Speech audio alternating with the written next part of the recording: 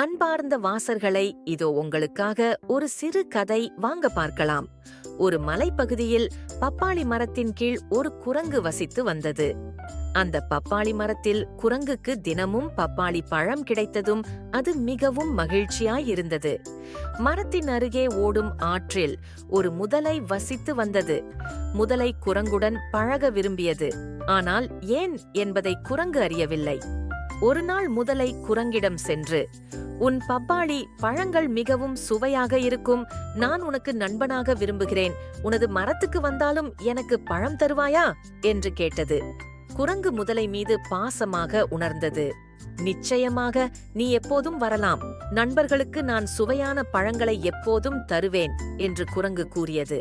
முதலை குரங்கின் நம்பிக்கையை உடைக்க முடியாது என்று எண்ணினாலும் ஒரு தீய யோசனை அது மனதில் வைத்திருந்தது. "நான் குரங்கின் இதயத்தை என் மனைவிக்கு கொடுக்க வேண்டும். அவள் குணமாக வேண்டும்" என முதலை தீர்மானித்தது. ஒரு நாள் முதலை குரங்கிடம் வந்து, "குரங்கே, என் மனைவிக்கு உன்னை சந்திக்க விருப்பம்" என்று கூறியது. "ஏரி ஆற்றை கடந்து செல்லலாம்" என்றது.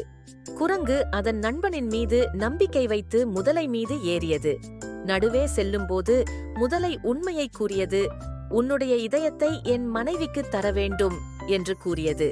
குரங்கு அதிர்ச்சியடைந்தது. ஆனால் அதுவும் புத்திசாலி. "ஓ, என் இதயம் மரத்தில் இருக்கிறது. நான் அதை அங்கேயே விட்டுவிட்டேன்.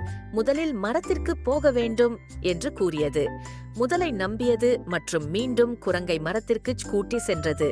குரங்கு உடனே மரத்தின் மேல் ஏறி, "முதலையே, நண்பர்களை துரோகம் செய்யக்கூடாது.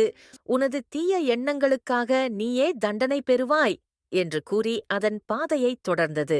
முதலை தன்னுடைய தவறை உணர்ந்து வருந்தியது. ஆனால் குரங்கு மீண்டும் அதை நம்பவில்லை. கதையின் நீதி குறிப்பு: நண்பர்களின் நம்பிக்கையை மதியுங்கள். துரோகம் எப்போதும் தோல்விக்கு வழிவகுக்கும்.